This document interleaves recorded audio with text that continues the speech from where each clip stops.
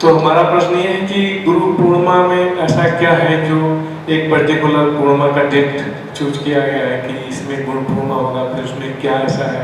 एक तो ये, और दूसरा हम जानना ये चाहते हैं कि जो भी है बुद्ध पूर्णिमा है या गुरु पूर्णिमा है, तो ऐसा पूर्णिमा को ही क्यों चुना गया, अमावस्या को क्यों नहीं चुना गया? बुद्ध अमावस्या, गुरु अमावस्या, पूर्णिमा को ही क्यों चुना गया? अब गुरु पूर्णिमा का सारा जो उसका क्या है क्या नहीं, ये तो गुरु पूर्णिमा पे ही बोलेंगे डिटेल में, और पहले भी तमामों बार हम इस चीज़ को बोल चुके हैं। लेकिन जो प्रश्न ये है कि ऐसे दिनों में पूर्णिमा ही क्यों चुनते हैं, अमावस्या क्यों नहीं चुनते हैं? हम लोग थोड़ा हमेशा चमकदार चीज़ों की तरफ जाने के अभ्यस्त रहे हैं और इंसान को अच्छा लगता है, तो कोई भी संयोग नहीं होता है प्रतीकों को चुने जाने का। पूर्णिमा आकर्षित करती रही है व्यक्ति को हमेशा से, आसमान में जो चंद्रमा है वो खींचता रहा है व्यक्ति को, तो वो आकर्षण और फिर ये रोशनी की तरफ जाने का अपना एक सारा मामला है। और हमने हमेशा ये माना है कि जो अध्यात्म है वो अंधेरे से रोशनी की तरफ, गुरु को हमने कहा है, गुरु शब्द का अर्थ ही है जो अंधेरे को दूर करके हमको रोशनी की तरफ ले जाए। हमने इन चीज़ों को ऐसे ही कहा, और फिर इनको जब हमने सिंबलाइज किया प्रतीकात्मक ढंग से, तो दुख भी अंधेरे जैसा है, व्यक्ति की निराशा भी अंधेरे जैसी है, आइडेंटिटी क्राइसिस है वो भी अंधेरे जैसी है। तो हमारे प्राणों में हमेशा उससे बाहर जाकर रोशनी की तरफ जाने की कोशिश रही।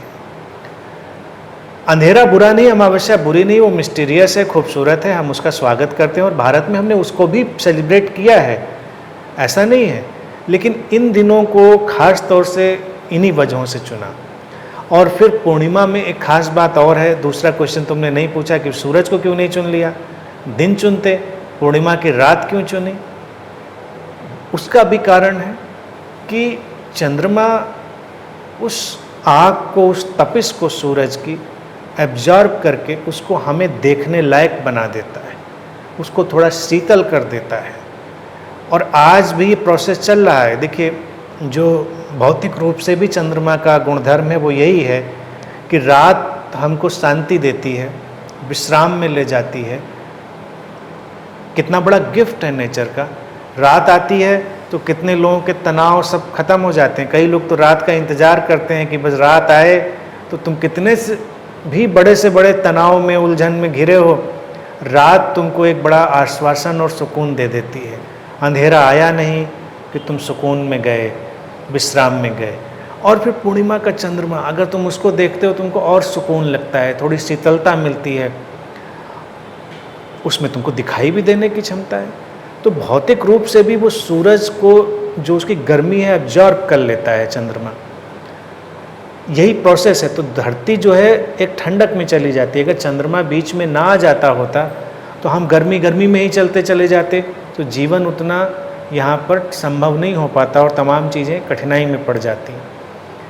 चंद्रमा अभी भी ठंडा हो रहा है धीरे धीरे, यानी कि जो प्रोसेस चला था ये बिग बैंग का और ये हमारा बनने का, इस पूरे ब्रह्मांडीय जो सिस्टम है उसका, उसमें अभी रिसर्चेज हुई हैं। वो कह रहे हैं कि जो मून है, चंद्रमा है, उसका प्रोसेस अभी भी ठंडा होने का चल रहा है, यानी कि वो धीरे धीरे ठंडा हो रहा है और सिकुड़ रहा है।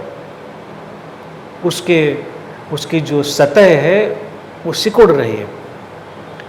अब अगर चंद्रमा ठंडा होगा जिस प्रपोर्शन में ज़्यादा, तो धरती भी फिर उसी प्रपोर्शन में प्रतिक्रिया करेगी। तो ये एक रिश्ता है। अब इतना चाहे भौतिक सारा जो डिटेल है वो लोग ना भी जानते रहे हों, लेकिन इतना तो सबको दिखता था कि ये शीतलता वाला मामला है। तो गुरु को भी हमने चंद्रमा जैसा ही विजुलाइज किया। जिंदगी है या अस्तित्व है, कहें वो सूरज जैसा है, उससे एकदम से आंखें मिलाना संभव नहीं है। उसमें हम समझ नहीं पाते किधर से शुरू करें, किधर से ना करें। तो गुरु चंद्रमा जैसा हो जाता है जिससे हम आंखें मिला सकते हैं, जिसके साथ चल सकते हैं, जो शीतल है, हमको जलाएगा नहीं और हमको एक सुकून देगा अपने अंदर। तो इसीलिए गुरु से जोड़ दिया, बुद्ध से जोड़ दिया, सबसे उसको जोड़ दिया हमने।